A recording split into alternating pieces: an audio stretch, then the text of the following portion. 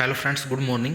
आज हम class 10 science का chapter first chemical reactions and equations के एक्सरसाइज के क्वेश्चन आंसर करेंगे। इससे पहले आपके इन टेक्स्ट क्वेश्चंस प्रीवियस वीडियोस में कवर हो चुके हैं, तो उसका लिंक डिस्क्रिप्शन में प्रोवाइड करवा दिया जाएगा, वहां से आप देख सकते हैं। तो चलो क्वेश्चन स्टार्ट करते हैं। फर्स्ट क्वेश्चन है हमारा, which of the following statements about the reaction below incorrect. यानी कि जो नीचे स्टेटमेंट दी हुई है इनमें से हमें ये बताना है कि इनकरेक्ट कौन सी है। तो देखो हमारी इक्वेशन दी हुई है PbO प्लस में C, यानी कि लेड ऑक्साइड कार्बन के साथ रिएक्ट करके हमारा क्या प्रोडक्ट बनाता है, Pb प्लस में CO2, यानी कि लेड प्लस में कार्बन डाइऑक्साइड। तो देखो इस इक्वेशंस में हम क्या देखते हैं, ये है हमारा लेड ऑक्साइड। लेड ऑक्साइड से हमारा क्या प्रोडक्ट बनता है, लेड, यानी कि लेड ऑक्साइड से ऑक्सीजन क्या हुई है, रिमूव। और अगर ऑक्सीजन रिमूव हो जाती है तो उसको हम क्या बोलते हैं, रिडक्शन। और ऑक्सीजन ऐड होती है तो उसको क्या बोला जाता है, ऑक्सीडेशन। यानी कि लेड ऑक्साइड का हमारा क्या हुआ है, रिडक्शन हुआ है। क्यों? क्योंकि इसने ऑक्सीजन को लूज किया है। तो देखो यहाँ पे फोर्थ पार्ट में आप देखो कि lead oxide is getting reduced, यानी कि हमारा फोर्थ पार्ट तो क्या है, करेक्ट है, लेकिन हमें करेक्ट नहीं बताना, क्या बताना है, इनकरेक्ट। ये देखो हमारे पास क्या है, कार्बन। कार्बन से हमारा क्या बना हुआ है प्रोडक्ट, कार्बन डाइऑक्साइड, यानी कि CO2। देखो कार्बन के साथ ऑक्सीजन यहाँ पे क्या हुई है, ऐड हुई है ना, तो इसका मतलब क्या है, एडिशन ऑफ ऑक्सीजन। तो एडिशन ऑफ ऑक्सीजन को हम क्या बोलते हैं, ऑक्सीडेशन। यानी कि कार्बन का हमारा क्या हुआ है, ऑक्सीडेशन हुआ है। तो देखो इसमें कौन सा ऑप्शन है, कार्बन इज गेटिंग ऑक्सीडाइज्ड, यानी कि कार्बन क्या हुई है, ऑक्सीडाइज्ड हुई है। तो देखो ये तो हमारे दो क्या आ चुके हैं, करेक्ट हैं। अब देखो फर्स्ट में क्या दिया हुआ है, लेड इज गेटिंग रिड्यूस्ड, यानी कि लेड क्या है, रिड्यूस हुआ है क्या हमारा, देखो लेड नहीं बल्कि क्या रिड्यूस हुआ है, लेड ऑक्साइड। इसका मतलब ये क्या हो जाएगा, रोंग। और सेकंड वाले में देखेंगे तो क्या है, carbon dioxide is getting oxidised. Carbon dioxide oxidised नहीं हुई बल्कि हमारी क्या ऑक्सीडाइज हुई है, ये कार्बन। तो ये पॉइंट भी क्या हो जाएगा, गलत। तो इसका आंसर कौन कौन सा आ जाएगा, इनकरेक्ट बताओ कौन से हो जाएंगे, A एंड B। तो आंसर में हम क्या लिखेंगे, आंसर हो जाएगा इसका फर्स्ट A एंड B, ये आपका करेक्ट आंसर है। देखो सेकंड क्वेश्चन है हमारा, Fe2O3 प्लस में 2Al एरो Al2O3 प्लस में 2Fe। तो the above reaction is an example of a. तो ये बताना कौन सा एग्जाम्पल है इन चारों में से। तो सबसे पहले क्या देखते हैं, कम्बिनेशन रिएक्शन। तो कम्बिनेशन रिएक्शन देखो क्या होता है, जिसके अंदर दो या दो से ज़्यादा सब्सटेंस आपस में कंबाइन होकर के क्या बनाते हैं, सिंगल प्रोडक्ट बनाते हैं। जैसे कि एग्जाम्पल देखते हैं, जैसे मान लो A किसके साथ कंबाइन हुआ, B के साथ। तो A ने B के साथ कंबाइन होकर क्या बनाया, AB। यानी कि दो या दो से ज़्यादा रिएक्टेंट आपस में मिलके सिंगल प्रोडक्ट बनाते हैं तो वो क्या हो जाएगी, कम्बिनेशन। तो इसमें देखो क्या ऐसा है, दो से मिलके यहाँ पे भी क्या है, कोई सिंगल प्रोडक्ट नहीं है। इसका मतलब ये वाला फर्स्ट एग्जाम्पल तो क्या हो जाएगा, गलत। तो सेकंड वाला देखो, डबल डिस्प्लेसमेंट रिएक्शन। तो देखो डबल डिस्प्लेसमेंट देखते हैं, इसमें हमारे दो कंपाउंड आपस में रिएक्ट करते हैं, जैसे AB प्लस में CD।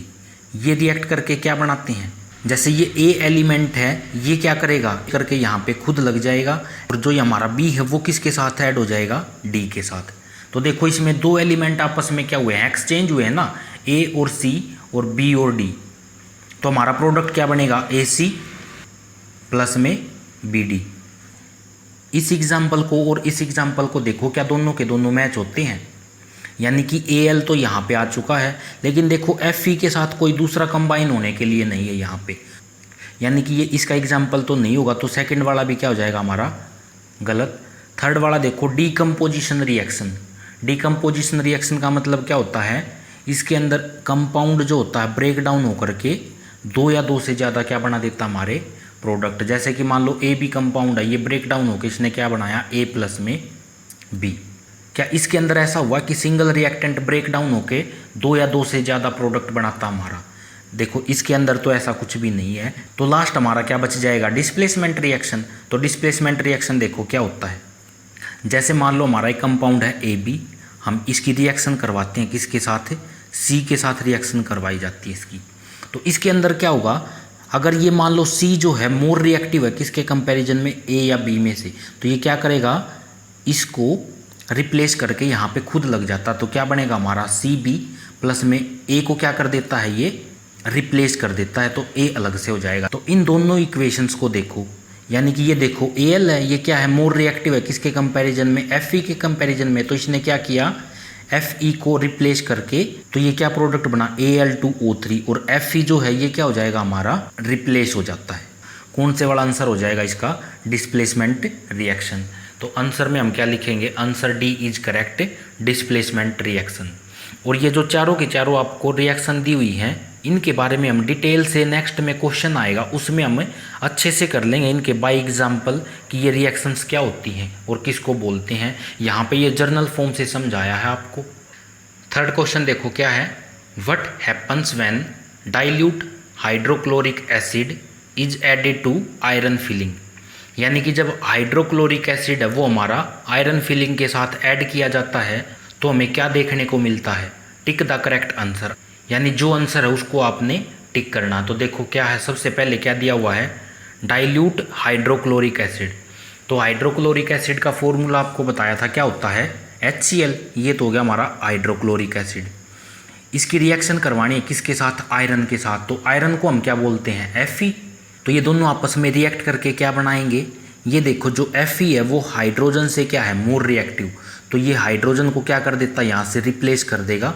तो हमारा क्या कंपाउंड बनेगा, FeCl2। और यहाँ से हमारी कौन सी गैस निकल जाती है, हाइड्रोजन गैस। देखो एक बार इस रिएक्शन को करके देखते हैं। जैसे यहाँ पे क्या था, आयरन ने हाइड्रोजन को क्या किया, रिप्लेस। तो आयरन और क्लोरीन से हमें ये देखना कि क्या कंपाउंड बन के आएगा। तो देखो कैसे बनेगा, ये Fe से क्या हो जाएगा आयरन, और Cl से क्या हो जाएगा क्लोरीन। Fe के ऊपर क्या होता है 2 पॉजिटिव चार्ज, और Cl के ऊपर क्या होता है 1 नेगेटिव चार्ज। इसके बाद हम क्या करते हैं, चार्ज एक दूसरे के नीचे लिखते हैं। तो ये आएगा हमारा Fe। ये देखो जो क्लोरीन का जो चार्ज है ना वो किसके नीचे आएगा, Fe के नीचे। प्लस माइनस लिखने की ज़रूरत नहीं है, सिर्फ नंबर लिख देते हैं Fe1। और ये देखो Cl, यहाँ पे चार्ज कितना है 2, यहाँ पे क्या आएगा 2। और जैसे 1 दिया होता है ना उसको हम लिखते नहीं है, तो यहाँ से क्या बन के आ जाएगा हमारा FeCl2। तो इस टाइप में करके आपको कंपाउंड बना करके देखने। तो जब आप ये रिएक्शन करो तो अगर पता नहीं लगे तो आप इस टाइप में करके देख सकते हो। तो ऑप्शन देखते हैं क्या क्या दिए हुए हैं। फर्स्ट नंबर पे क्या है, hydrogen gas and iron chloride are produced. एक तो हाइड्रोजन गैस प्रोड्यूस्ड होती है और एक आयरन क्लोराइड। देखो यहाँ पे क्या, ये हाइड्रोजन गैस प्रोड्यूस हुई है और ये क्या हमारा आयरन क्लोराइड, यानी कि फर्स्ट वाला ही क्या हो जाएगा हमारा करेक्ट। देखो नीचे वाले और पढ़ते हैं, नीचे क्या दिया हुआ है, chlorine gas and iron hydroxide are produced. देखो क्लोरीन गैस तो हमारी बनती नहीं है, तो इसका मतलब क्या हो जाएगा, ये रोंग हो जाएगा। थर्ड वाला देखो, नो रिएक्शन टेक प्लेस। देखो रिएक्शन तो हमारी हुई है, रिएक्शन टेक प्लेस कब नहीं करती, अगर मान लो ये जो आयरन लिया ना ये हाइड्रोजन के कंपैरिजन में क्या होता, लेस रिएक्टिव। तो आयरन क्या है हमारा मोर रिएक्टिव, तो इसको क्या करेगा, रिप्लेस कर देगा। और रिप्लेस करने की वजह से क्या होगा, हमारा रिएक्शन टेक प्लेस करेगी। तो सी ऑप्शन भी क्या हो जाएगा, wrong. Iron salt and water are produced. देखो वाटर तो प्रोड्यूस होता ही नहीं, हमारा क्या प्रोड्यूस होता, हाइड्रोजन। तो ये भी हमारा आंसर क्या हो जाएगा, डी वाला इनकरेक्ट। तो 10 ए इज करेक्ट आंसर। तो हमारा करेक्ट आंसर क्या होगा, ए। फोर्थ क्वेश्चन देखो क्या है, what is balanced chemical equation. Balanced chemical equation क्या होती है, why should chemical equations balanced. यानी जो केमिकल इक्वेशन दी होती है ना, हम उनको बैलेंस क्यों करते हैं, ये करना क्यों जरूरी होता है, ये हमें बताना है। तो देखो इसका आंसर देखते हैं, ए reaction which has equal number of atoms. यानी कि वो रिएक्शन जिसके अंदर क्या होता है, इक्वल नंबर ऑफ एटम्स होते हैं ऑफ ऑल द एलिमेंट्स। जितने भी एलिमेंट दिए हुए हैं उनके एटम्स क्या हों, equal, on both sides of the chemical equation. Chemical equation के दोनों तरफ, यानी कि एरो के लेफ्ट हैंड साइड में भी और एरो के राइट हैंड साइड में भी, is called a balanced chemical equation. तो उसको हम क्या बोलते हैं, बैलेंस्ड केमिकल इक्वेशन। जैसे यहाँ पे देखो एलिमेंट कौन कौन से हैं, Fe और H और Cl। तो तीन ही एलिमेंट है यहाँ पे। अब इसके अंदर एटम्स देखो कितने दिए हुए हैं। यहाँ पे देखो Fe कितना है 1, और यहाँ पे Fe के कितने एटम्स हैं 1। यहाँ पे Cl के एटम देखो कितना है 1, और यहाँ पे Cl के कितने एटम है 2। ये जो 2 है ना, ये तो हमने बाद में लगाया, क्या करने के बाद, बैलेंस करने के बाद लगाते हैं इसको। तो अब इस 2 को भूल जाओ क्या है ये। तो देखो यहाँ पे तो Cl कितना है 1, यहाँ पे Cl कितना है 2, यानी कि Cl के यहाँ पे तो 1 एटम है, यहाँ पे 2 एटम है। हाइड्रोजन देखो यहाँ पे तो 1 है और यहाँ पे हाइड्रोजन कितनी है 2। तो इसका मतलब हमें क्या करना पड़ेगा, एटम्स को इक्वल करना पड़ेगा दोनों तरफ, इसलिए हम इसको क्या करते हैं, बैलेंस करते हैं। तो ये हो जाएगी हमारी क्या, बैलेंस्ड केमिकल इक्वेशन। तो और हमें आगे क्या बताना है कि केमिकल इक्वेशंस को बैलेंस करने की ज़रूरत क्यों पड़ती है। तो उसका रीज़न देखो क्या है, the law of conservation of mass states that mass can neither be created, यानी कि law of conservation of mass हमारा क्या कहता है कि मास को ना तो हम क्रिएट कर सकते, क्रिएट करने का मतलब क्या है, बनाना, कि मास को ना तो बनाया जा सकता नो डेस्ट्रॉयड, ना ही हम उसको डेस्ट्रॉय कर सकते। Hence in a chemical reaction, इसलिए जो केमिकल रिएक्शन होती है उसके अंदर क्या है, the total mass of the reactants, reactants का जो मास होता है वो शुड बी, ये हमारा कौन सा लॉ बोलता है, law of conservation of mass. It means that the total number of atoms of each element should be equal on both sides, यानी कि दोनों तरफ हम क्या देखते हैं, जो भी एलिमेंट दिया हुआ ना उसके एटम्स क्या होने ज़रूरी हैं, सेम होने ज़रूरी हैं दोनों तरफ ऑफ ए केमिकल इक्वेशन, जो भी हमें केमिकल इक्वेशन दी जाती है उसके अंदर। Hence chemical equations should be balance, तो इसलिए हम क्या करते हैं, केमिकल इक्वेशन को बैलेंस करते हैं। तो क्या रीजन पड़ा इसका, यानी कि एक तो सबसे पहले law of conservation of mass, इसकी डेफिनेशन देखी हमने कि मास को ना तो हम बना सकते ना डिस्ट्रॉय कर सकते, और कोई भी जो रिएक्शन होती है उसके अंदर क्या होना ज़रूरी है, रिएक्टेंट साइड और प्रोडक्ट साइड मास जो है वो इक्वल होना ज़रूरी है। देखो law of conservation of mass है ना, जो आपको एक एग्जांपल से समझाते हैं, जैसे H2 प्लस में O2 दोनों मिलके क्या बनाएंगे, हमारा H2O। ये तो हमारी कैसी रिएक्शन है, अनबैलेंस्ड। क्यों, क्योंकि यहाँ पे हाइड्रोजन कितने हैं 2, यहाँ पे हाइड्रोजन कितने हैं 2। ऑक्सीजन देखो यहाँ पे ऑक्सीजन के तो 2 एटम है, यहाँ पे कितना है 1 एटम। तो ऑक्सीजन के एटम को अगर आप बैलेंस करना चाहते हो तो क्या करना पड़ेगा आपको, यहाँ पे 2 से मल्टीप्लाई करना पड़ेगा। तो ऑक्सीजन तो क्या हो गया हमारे पास 2, और ये जो है ना 2 दोनों के साथ मल्टीप्लाई होता है, हाइड्रोजन के साथ भी ऑक्सीजन के साथ भी। तो हाइड्रोजन देखो यहाँ से कितने हो जाएंगे 2 2 जा 4, और यहाँ पे हाइड्रोजन कितने हैं 2, तो यहाँ पे बनाने के लिए कितना लगेगा 2। अब हमारी ये कैसी इक्वेशन हो जाएगी, बैलेंस्ड। अब इसका मास देखते हैं। अब ये देखो यहाँ पे हाइड्रोजन कितने हैं 4 है ना, ये 2 2 जा 4, और हाइड्रोजन का मास कितना होता है 1। यहाँ पे ऑक्सीजन देखो कितने हैं 2, और ऑक्सीजन का मास कितना होता है 16। एरो की तरफ में क्या बनेगा यहाँ पे राइट हैंड साइड में। अब यहाँ पे देखो हाइड्रोजन कितने हैं 2, और एक हाइड्रोजन का मास होता है 1। अब जैसे ये ऑक्सीजन दिया हुआ ना इकट्ठा कंपाउंड है, तो ये क्या हो जाएगा, ऑक्सीजन का भी मास ऐड हो जाता है। यहाँ पे देखो ऑक्सीजन कितने हैं 2, और एक ऑक्सीजन का मास कितना हो जाएगा 16। तो ये क्या बन के आएगा हमारा 4 प्लस में 32, और यहाँ पे भी क्या बनेगा 4 प्लस में 32, यानी कि 36, और इस तरफ भी क्या हो जाएगा 36। तो इसलिए हम बैलेंस करते हैं ताकि हमारा मास दोनों तरफ क्या हो जाए, इक्वल। अगर मान लो इसको हम बैलेंस नहीं करते तो हमारा मास दोनों तरफ इक्वल नहीं होता।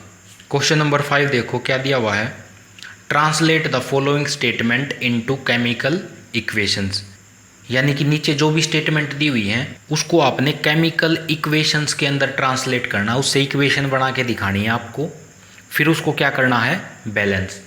तो देखो सबसे पहले क्या दिया हुआ है, hydrogen gas combines with nitrogen, यानी हाइड्रोजन गैस किस गैस के साथ कंबाइन करती है, नाइट्रोजन के साथ, और क्या बनाती है, अमोनिया।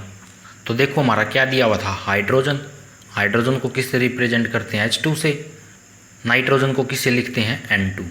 तो हाइड्रोजन और नाइट्रोजन आपस में मिलके क्या बनाएंगे, हमारा अमोनिया का फॉर्मूला याद रखना आपको NH3। अब देखो इसको बैलेंस करते हैं, एक तरफ तो हम लिख देते हैं एटम्स, और एक तरफ लिखेंगे रिएक्टेंट, और यहाँ पे क्या हो जाएगा प्रोडक्ट।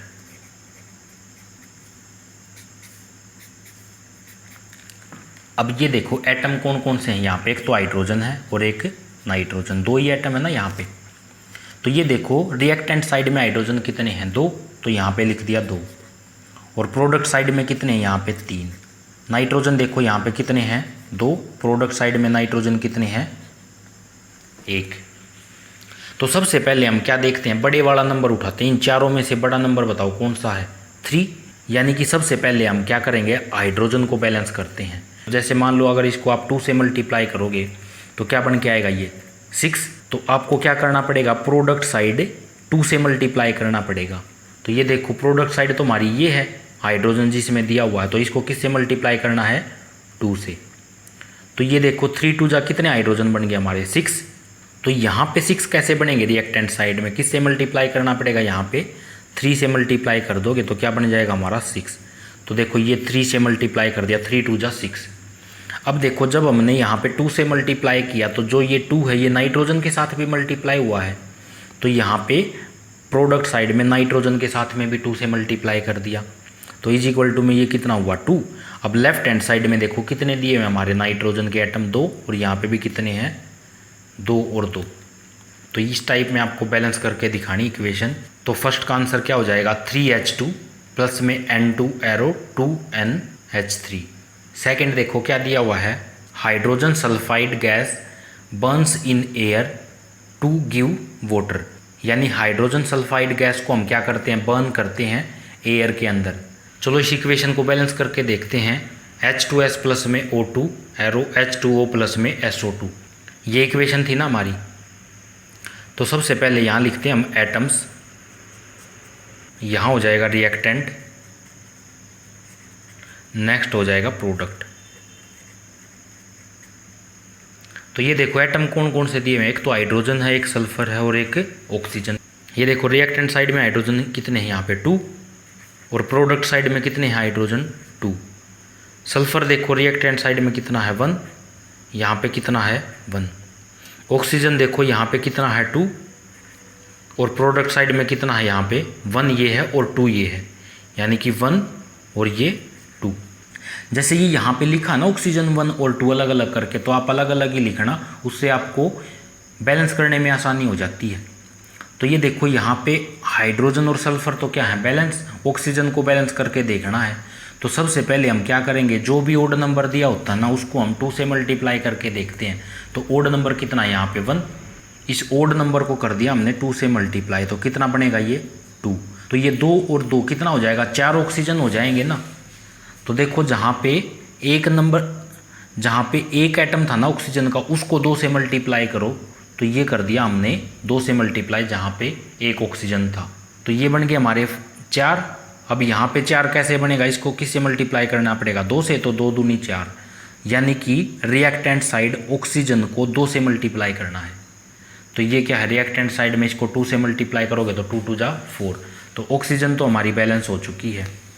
अब देखो जब इसको हमने यहाँ पे 2 से मल्टीप्लाई किया था, तो ये 2 किसके साथ भी मल्टीप्लाई हुआ था, हमारा हाइड्रोजन के साथ भी ये, तो 2 2 जा 4, यानी कि ये जो है हमारा हाइड्रोजन के साथ भी मल्टीप्लाई हुआ था प्रोडक्ट साइड में, तो 2 2 जा 4। तो यहाँ पे हाइड्रोजन 4 कैसे बनेंगे, इसको भी किससे मल्टीप्लाई कर दोगे 2 से, तो रिएक्टेंट साइड में 2 से मल्टीप्लाई करो तो ये हाइड्रोजन बैलेंस हो जाएगा 2 2 जा 4। अब ये देखो जो हमारा 2 था ये सल्फर के साथ भी मल्टीप्लाई हुआ है, तो ये सल्फर के साथ भी मल्टीप्लाई हो चुका है। तो अब इस तरफ अगर 2 बनाने आपको तो किससे मल्टीप्लाई कर दोगे 2 से, तो ये बन जाएगा 2। तो प्रोडक्ट साइड सल्फर को 2 से मल्टीप्लाई करो, तो प्रोडक्ट साइड सल्फर ये है, इसको 2 से मल्टीप्लाई कर दिया। तो चलो अब चेक करके देखते हैं। यहाँ पे देखो हाइड्रोजन कितना है 2 2 जा 4, यहाँ पे कितना है 2 2 जा 4, यानी हाइड्रोजन बैलेंस हो चुका है। यहाँ पे सल्फर देखो कितना है 2, यहाँ पे सल्फर कितना है 2, यहाँ पे ऑक्सीजन देखो कितना 2 2 जा 4, यहाँ पे ऑक्सीजन देखो 2 तो ये है 2 2 जा 4, 4 ये है, यानी कि 2 और 4 कितने हो जाएंगे 6। यहाँ पे तो हमारे पास 4 हैं और यहाँ पे कितने हैं 6। तो यहाँ पे हमें क्या करना पड़ेगा, ऑक्सीजन को दोबारा से बैलेंस करके दिखाना पड़ेगा। तो ये ऑक्सीजन 6 कैसे बनेंगे, यहाँ पे ऑक्सीजन को हमें 3 से मल्टीप्लाई करना पड़ेगा, यानी कि हम 2 का क्या बना देते हैं 3 बना देते हैं। तो इस टाइप में करके ये इक्वेशन क्या होएगी, बैलेंस होएगी। जहाँ पे हम ऑक्सीजन को यहाँ 2 से मल्टीप्लाई कर रहे थे ना, यहाँ पे हमें ऑक्सीजन को किससे मल्टीप्लाई करना पड़ेगा 3 से, तब हमारा क्या बन जाएगा ये 6, और ये भी 2 से मल्टीप्लाई होकर ये भी क्या बन गया हमारा 4 ये और 2 ये 6 बन गया ये भी। तो इस इक्वेशन को आप बैलेंस करके ज़रूर देखना, ये बाकी के कंपैरिजन में थोड़ी सी क्या है हटके है सबसे, क्योंकि इसमें देखो ऑक्सीजन शुरू में बैलेंस हुआ, फिर लास्ट में दोबारा से हमने ऑक्सीजन को बैलेंस किया, 2 बार ऑक्सीजन बैलेंस करना पड़ा इस इक्वेशन में। तो सी पार्ट देखो, सी पार्ट में क्या दिया हुआ है, barium chloride reacts with aluminium sulphate, barium chloride हमारा किसके साथ रिएक्ट करता है, एल्यूमिनियम सल्फेट के साथ, टू गिव एल्यूमिनियम क्लोराइड, और हमें क्या मिलता है, aluminium chloride and A precipitate of barium sulphate. किस चीज़ का प्रेसिपिटेट मिलता है हमें, बेरियम सल्फेट। तो ये बेरियम सल्फेट है, और जो ये आपको उल्टा एरो लगाया हुआ ना, इसी का मतलब क्या होता है, प्रेसिपिटेट। अब ये प्रेसिपिटेट क्या होता है, वो सब्सटेंस जो वाटर के अंदर क्या होता है हमारा, इनसोल्यूबल, यानी कि वाइट कलर का हमारा एक सब्सटेंस बनता है जो कि वाटर में इनसोल्यूबल होता है, उसी को हम क्या बोलते हैं, प्रेसिपिटेट बोलते हैं। तो चलो इक्वेशन लिख के हम इसको बैलेंस करना सीखते हैं। सबसे पहले हमारा बेरियम क्लोराइड, बेरियम को किससे डिनोट करते हैं, Ba से, और क्लोराइड को किससे करते हैं, Cl से, यानी क्लोरीन। तो बेरियम के ऊपर क्या चार्ज होता है हमारा, 2 पॉजिटिव, और क्लोरीन के ऊपर क्या होता है, 1 नेगेटिव। अब चार्ज जब एक दूसरे के नीचे लिखोगे तो क्या बन जाएगा, ये Ba, ये देखो क्लोरीन का 1 आता है यहाँ पे, बेरियम के नीचे आएगा तो 1 लिखने की ज़रूरत नहीं है। अब ये क्लोरीन है, यहाँ पे बेरियम कहा जाता है, तो ये कितना हो जाएगा, BaCl2, बेरियम क्लोराइड तो हमारा कंपाउंड बन के आ चुका है। अब आगे क्या है, एल्यूमिनियम सल्फेट। एल्यूमिनियम का मतलब क्या होता है, Al, और सल्फेट का मतलब क्या होता है, SO4। एल्यूमिनियम के ऊपर तो 3 पॉजिटिव चार्ज, और सल्फेट के ऊपर क्या होता है, 2 नेगेटिव चार्ज। तो इससे क्या कंपाउंड बनेगा हमारा, Al। ये देखो सल्फेट का 2 तो कहाँ आएगा, एल्यूमिनियम के नीचे, और SO4 के नीचे हमारा क्या आएगा, यहाँ पे देखो कितना है, 3, तो ये कितना बन के आएगा, Al2SO4 का थ्राइस। तो क्या प्रोडक्ट बनता है, एल्यूमिनियम क्लोराइड। एल्यूमिनियम का मतलब क्या हुआ, Al, और क्लोराइड का मतलब Cl। Al पे तो 3 पॉजिटिव चार्ज, Cl पे 1 नेगेटिव चार्ज। तो कंपाउंड कैसे बनेगा हमारा, ये Al, ये देखो क्लोरीन का तो 1 यहाँ आएगा, लिखने की ज़रूरत नहीं है, और ये एल्यूमिनियम का 3 यहाँ पे आ जाएगा, ये एल्यूमिनियम क्लोराइड हो जाएगा, ये एल्यूमिनियम सल्फेट, ये बेरियम क्लोराइड। और क्या बनता हमारा, बेरियम सल्फेट। तो बेरियम को तो क्या लिखेंगे, Ba, और सल्फेट का मतलब SO4। इसके ऊपर 2 पॉजिटिव चार्ज, इसके ऊपर 2 नेगेटिव चार्ज। ये देखो बेरियम के ऊपर 2 पॉजिटिव चार्ज, सल्फेट के ऊपर 2 नेगेटिव चार्ज, आपस में क्या कर देंगे, चार्ज कैंसिल आउट। तो क्या बनेगा हमारा, BaSO4, यानी कि इसका भी 1 और इसका भी 1 लिखने की ज़रूरत नहीं, तो BaSO4 बन के आ जाएगा हमारा। तो इसकी इक्वेशन क्या बनेगी, BaCl2 प्लस में Al2SO4 का क्या हो जाएगा, ये थ्राइस। एरो क्या बन के आएगा हमारा, AlCl3 प्लस में BaSO4। तो चलो इसको बैलेंस करके देखते हैं। यहाँ पे लिखा हमने एटम्स, यहाँ लिखा रिएक्टेंट, यहाँ लिखा प्रोडक्ट। तो एटम्स, रिएक्टेंट, प्रोडक्ट। एटम्स देखो कौन कौन से दिए हुए हैं, एक तो बेरियम, और एक Cl, और एक Al।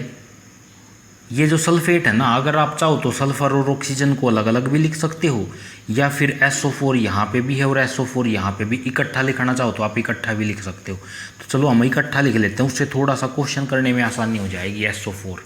तो अब देखो यहाँ पे बेरियम के रिएक्टेंट साइड में कितने एटम है, 1, तो इस तरफ कितने हैं, प्रोडक्ट साइड में 1। क्लोरीन देखो यहाँ पे कितने हैं, 2, और इस तरफ कितने हैं क्लोरीन, 3। यहाँ पे देखो एल्यूमिनियम कितने हैं, 2, और यहाँ पे एल्यूमिनियम कितने हैं, 1। अब सल्फेट देखो यहाँ पे कितना है, 3, इस तरफ सल्फेट कितने हैं, 1। सल्फेट का मतलब SO4, ये यहाँ पे 1 है, कब ये देखो कि सल्फेट 4 लिख दो यहाँ पे। अब देखो इन सब में सबसे बड़ा नंबर कौन सा है, इसको देखोगे तो यहाँ पे 3 और ये 3, तो ये क्लोरीन है, यहाँ पे 3, यहाँ पे क्या सल्फेट। जिस मर्जी को आप बैलेंस करके देख सकते हो पहले। तो चलो हम पहले क्लोरीन को करके देखते हैं। तो क्लोरीन बैलेंस कैसे होएगा, तो ओड नंबर को हम 2 से मल्टीप्लाई करते हैं, 3 2 जा 6। तो इस तरफ 6 कैसे बनेगा, इसको 3 से मल्टीप्लाई करना पड़ेगा। पहले हमने क्या किया, प्रोडक्ट साइड क्लोरीन को 2 से मल्टीप्लाई, प्रोडक्ट साइड तो ये है हमारी, इसको 2 से मल्टीप्लाई कर दिया, 3 2 जा 6। क्लोरीन तो बैलेंस हो चुकी है। यहाँ पे देखो इसको और क्या करोगे, 3 से मल्टीप्लाई कर देना क्लोरीन को, ये कर दिया हमने 3 से मल्टीप्लाई, 3 2 जा 6, तो क्लोरीन बैलेंस।